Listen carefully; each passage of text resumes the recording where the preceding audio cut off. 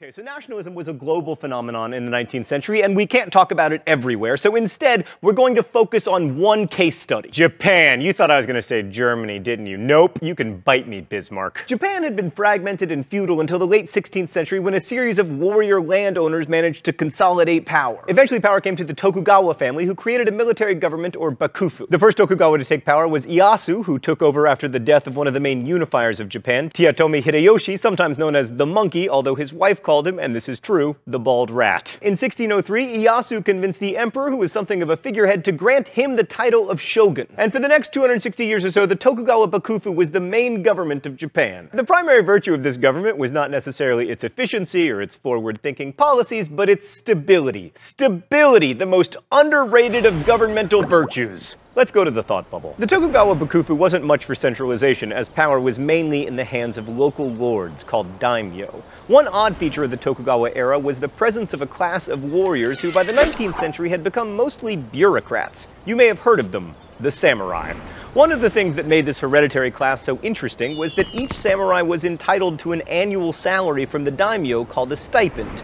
This privilege basically paid them off and assured that they didn't become restless warriors plaguing the countryside, that is, bandits. We tend to think of samurai as noble and honorable, but urban samurai, according to Andrew Gordon's book A Modern History of Japan, were a rough and tumble lot. Samurai gang wars, a West Side Story, and the shadows of Edo Castle were frequent in the early 1600s. And you still say that history books are boring. As with kings and lesser nobles anywhere, the central bakufu had trouble controlling the more powerful daimyo, who were able to build up their own strength because of their control over local resources. This poor control also made it really difficult to collect taxes, so the Tokugawa were already a bit on the ropes when two foreign events rocked Japan. First was China's humiliating defeat in the Opium Wars, after which Western nations forced China to give Europeans special trade privileges. It was a wake-up call to see the dominant power in the region so humbled, but even worse for the Tokugawa was the arrival of Matthew Perry. No, thought bubble, Matthew Perry. Yes, that one.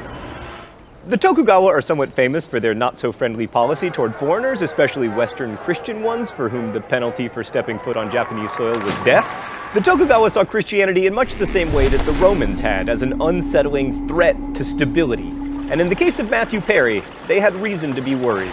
Thanks, Thought Bubble. So the American naval commodore arrived in Japan in 1853 with a flotilla of ships and a determination to open Japan's markets. Just the threat of American steam-powered warships was enough to convince the bakufu to sign some humiliating trade treaties that weren't unlike the ones that China had signed after losing the Opium Wars. And this only further motivated the daimyo and the samurai, who were ready to give the Tokugawa the boot. Within a few years, they would. So what does this have to do with nationalism? Well, plenty. First off, even though the Americans and the Japanese didn't go to war yet, the perceived threat provided an impetus for Japan to start thinking about itself differently. It also resulted in the Japanese being convinced that if they wanted to maintain their independence, they would have to reconstitute their country as a modern nation-state. This looks a lot like what was happening in Egypt or even in Germany, with external pressures leading to calls for greater national consolidation. So the Tokugawa didn't give up without a fight, but the civil war between the stronger daimyo and the bakufu eventually led to the end of the shogunate. And in 1868, the rebels got the newly enthroned Emperor Meiji to abolish the bakufu and proclaim a restoration of the imperial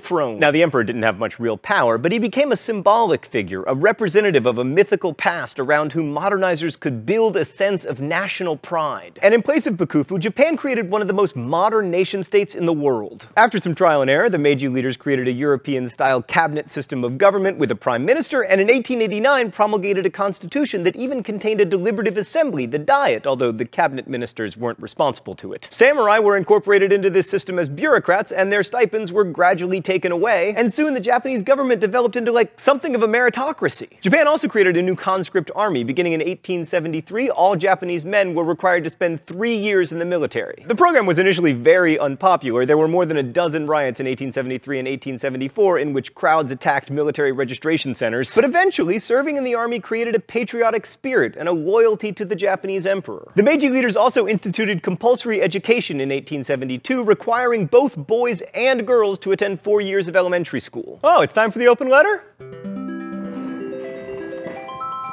An open letter to public education. But first, let's see what's in the secret compartment today.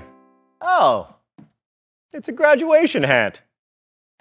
Thanks, Meredith the intern, for letting me borrow your graduation hat. Dear Public Education, when you were introduced in Japan, you were very unpopular because you were funded by a new property tax. In fact, you were so unpopular that at least 2,000 schools were destroyed by rioters, primarily through arson. Stan, it doesn't look good when you bring it in close like that. I look like a 90-year-old swimmer. And even though public education has proved extremely successful, lots of people still complain about having to pay taxes for it. So let me explain something. Public education does not exist for the benefit of students or for the benefit of their parents. It exists for the benefit of the social order. We have discovered as a species that it is useful to have an educated population. You do not need to be a student or have a child who is a student to benefit from public education. Every second of every day of your life you benefit from public education. So let me explain why I like to pay taxes for schools even though I don't personally have a kid in school. It's because I don't like living in a country with a bunch of stupid people. Best wishes, John Green. In Japan, nationalism meant modernization, largely inspired by and in competition with the West. So the Meiji government established a functioning tax system, they built public infrastructure like harbors and telegraph lines, invested heavily in railroads, and created a uniform national currency. But the dark side of nationalism began to appear early on. In 1869, the Meiji rulers expanded Japan's borders to include the island of Hokkaido, and in 1879, they acquired Okinawa after forcing its king to abdicate. In 1874, Japan even invaded Taiwan with an eye toward colonizing it, although they weren't successful. And in these early actions, we already see that nationalism has a habit of thriving on conflict. And often the project of creating a nation-state goes hand in hand with preventing others from doing the same. This failure to imagine the other complexly isn't new, but it's about to get a lot more problematic, as we'll see next week when we discuss European imperialism.